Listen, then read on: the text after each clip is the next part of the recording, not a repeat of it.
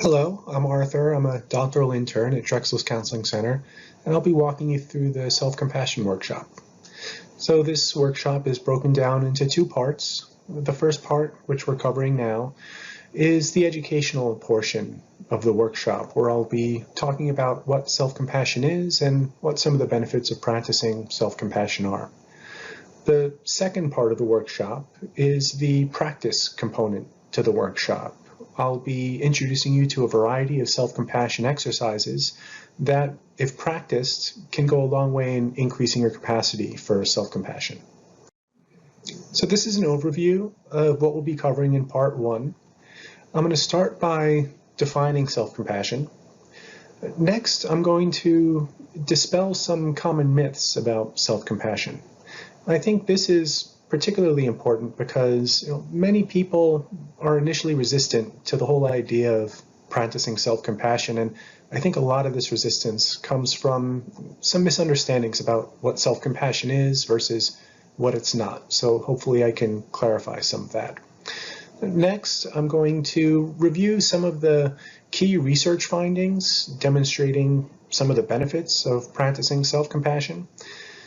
Then I'll talk about the role of self-compassion in emotion regulation. Finally, I will emphasize the importance of practice in developing self-compassion, which will transition us nicely into the practice component of the workshop. So what is self-compassion?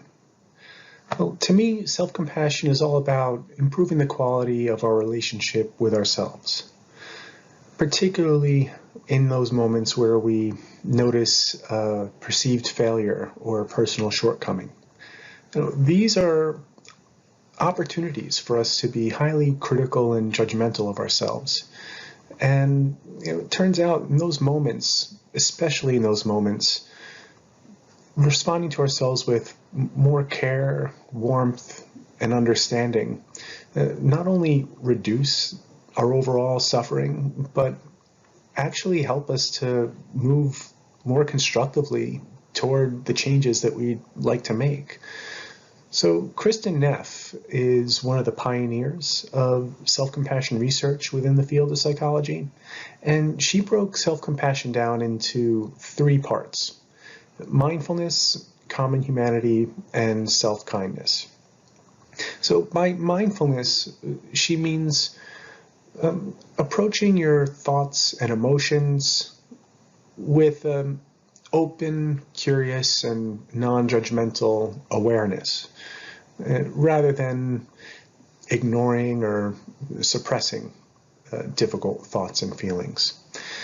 Common humanity refers to just recognizing that when we're suffering, or in those moments where we notice that we're falling short of our ideals, that this isn't an experience that's unique to us. This is something that is commonly experienced among everybody. So human beings are by definition mortal, imperfect, and we're no exception to that. And then lastly, self-kindness. This is about responding to ourselves with care, understanding, warmth, rather than harsh criticism and negative judgments. Despite the fact that some of us may treat ourselves a bit harshly because we think that's the way to really get us to change, it turns out, and we'll talk more about this a little bit later on, that treating ourselves that way actually makes it more difficult to make the kinds of changes that we'd like to make. And so not only is it making us feel worse, it doesn't work. And so these three components of self-compassion, mindfulness, common humanity, and self-kindness are going to be really essential to our understanding of self-compassion as we move through this workshop. And we'll be talking more about each of these components throughout the exercises as well. I'd like to take some time to go over some of the common misunderstandings about self-compassion. I think this can be helpful because it's often misunderstandings about self-compassion that discourage people from practicing it. So to start with, self-compassion does not involve self-pity. Self-pity is kind of a way of immersing ourselves in our own problems, and it can lead us to feel kind of cut off from other people. There's a way in which self-pity can make us feel kind of wrapped up in our own personal drama, and it prevents us from seeing our experiences in a more balanced and objective way. So self-compassion, on the other hand, it helps us to view our problems as part of the larger shared human experience. And this is helpful in being able to restore some of that balance to our perspective and how we view ourselves. Another potential barrier to practicing self-compassion is the belief that doing so is self-indulgent and would involve just kind of letting yourself get away with anything. And this isn't what self-compassion is all about. Self-indulgence really refers to satisfying short-term pleasures, whereas self-compassion is about enhancing our well-being over the long run, and can even entail experiencing some discomfort, take quitting smoking or starting to exercise, for example. The last myth I'd like to dispel is that self-compassion is synonymous with self-esteem. It turns out there's some important differences between self-compassion and self-esteem. To start with, self-esteem is evaluative, and it's contingent on recent successes and failures. It involves distinguishing ourselves from others. Whereas self-compassion, on the other hand, is unconditional, and it doesn't require us to feel superior to others to feel good about ourselves.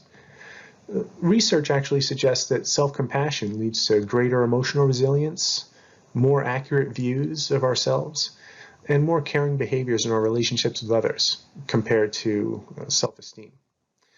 So those are some of the common myths and misunderstandings about self-compassion, and I hope this was helpful in clarifying them. Over the past 20 years or so, there's been a real explosion of self-compassion research within the field of psychology. It turns out there's a whole lot of benefits to practicing self-compassion. So to start with, self-compassion has been shown to be associated with decreased levels of anxiety and depression, lower levels of stress hormones, and increased cognitive flexibility. And cognitive flexibility is the ability to take different perspectives and think about things in different ways, as opposed to getting locked into one particular interpretation. Next, self-compassion has been shown to enhance motivation and help us achieve our goals. And it actually doesn't increase self-indulgence, as we talked about on the last slide. And self-compassion has been shown to decrease fear of failure and increase our ability to recover from setbacks. Again, self-compassion seems to be a real asset for people who are looking to make some changes in their lives. And next, self-compassion has been shown to promote health-related behaviors like diet, exercise, and smoking cessation. So Paul Gilbert is a self-compassion researcher who wrote quite a bit on the relationship between self-compassion and emotional regulation. He came up with this diagram that is pictured here and used it to kind of underscore how self-compassion helps to restore some balance in our emotion regulation system. And so there are 3 emotion regulation subsystems that are identified here that we can go through briefly one at a time. To start with, we can look at the blue circle, the drive system. This is the emotion regulation subsystem that's responsible for kind of motivating us to pursue resources. It's the positive feelings that we get when we achieve a desired goal, like scoring well on an exam, for example. The neurochemistry here involves the nucleus accumbens and the neurotransmitter dopamine. And the feelings associated with it are wanting, pursuing, achieving, progressing, and feeling focused.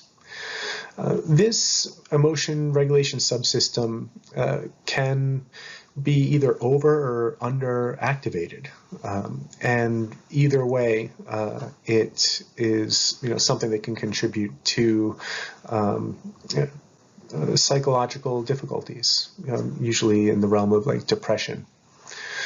Next is the bottom orange circle. It's called the threat system, and this is the emotion regulation system that's responsible for detecting threats and keeping us safe.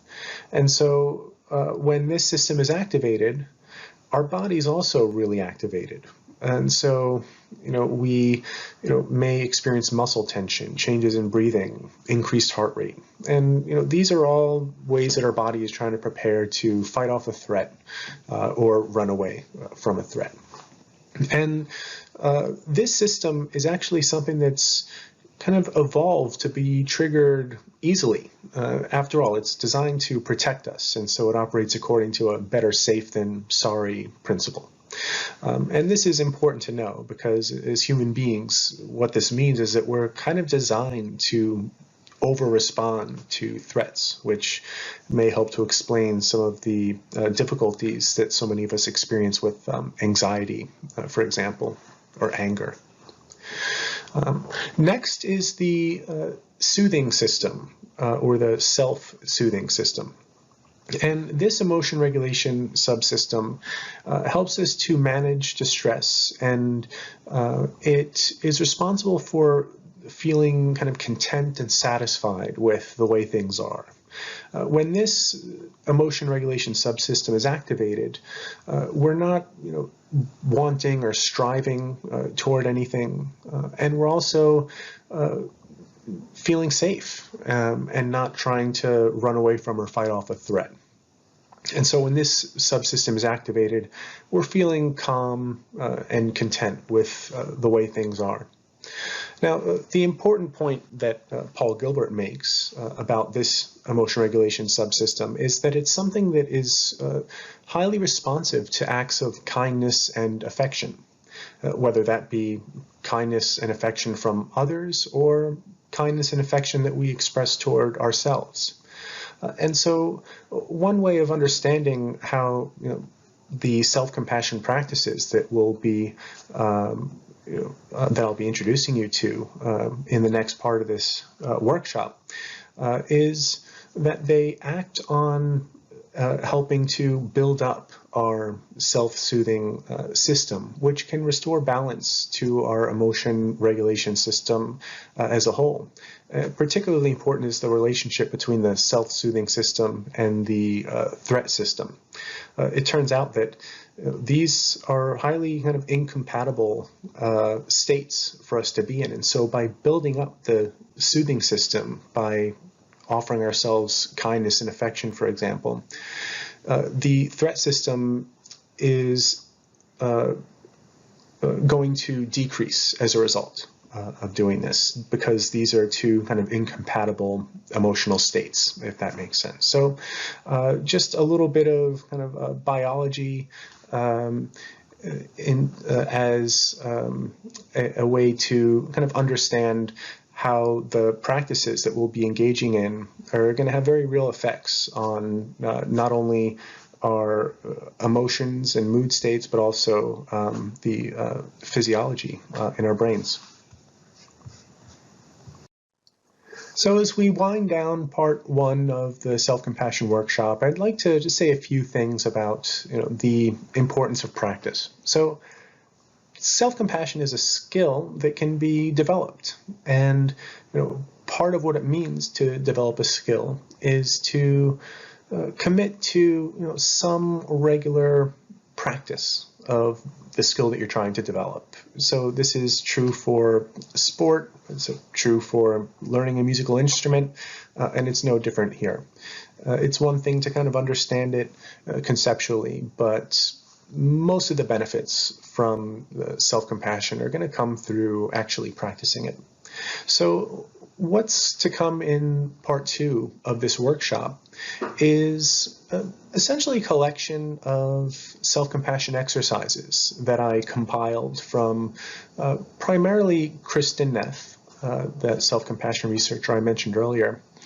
And I'll be walking you through each of these exercises, and I'd encourage you to try each at least once And then there might be some that you feel resonate a little more with you, and I'd encourage you to, practice them if doing so, feels like it's helpful. You'll notice that there's a Word document associated with this workshop that provides different places to write out short responses. There's different kinds of journaling exercises, for example, where writing is a really important and helpful part of the exercise. So I'd encourage you to use that document and to write when prompted, because it really does make a difference. The difference between just kind of thinking something and actually writing it out is, it's pretty significant. So I will see you in part 2 of the workshop.